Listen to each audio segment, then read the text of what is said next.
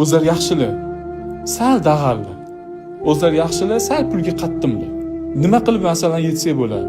Bitta yo'li bor buni. Yo'llar ko'pi, bittasi shu. Ro'molingizni qattiq qilib bog'laysiz ovqat qilishdan oldin, ma'mi tushib ketib qolmasligi uchun uni turgan.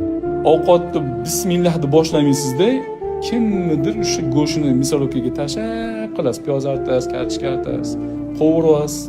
O'zi shunga loyiq edi, o'shaning uchun qaytib keldi. O'zi o'shaning uchun o'sha. Nima deb o'ylaysiz, shu ovqat yegan odam sizdan qizg'anadimi keyin? Shu ovqat yegan odam karim bo'lib qoladimi? Halim bo'lib qoladimi shu ovqat yegan odam?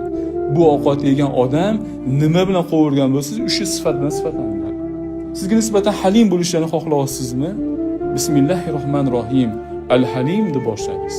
Al-Halim, Al-Halim, Al-Halim deb qo'rvasiz o'tganda ham Al-Halim deb berdingiz.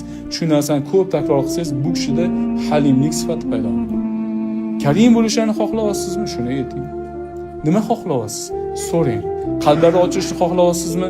Robbimizdan Al-Fattah degan ismlari bor, zikr qilinglar. Aytishadi, bitta bismillah ayol 40 ta namozxonni namozdan chiqarib yuborish xavfi bor. Bitta bismillah bilan taom qiladigan ayol 40 ta benamozni namozxon qilib qo'yishi mukofoti bor.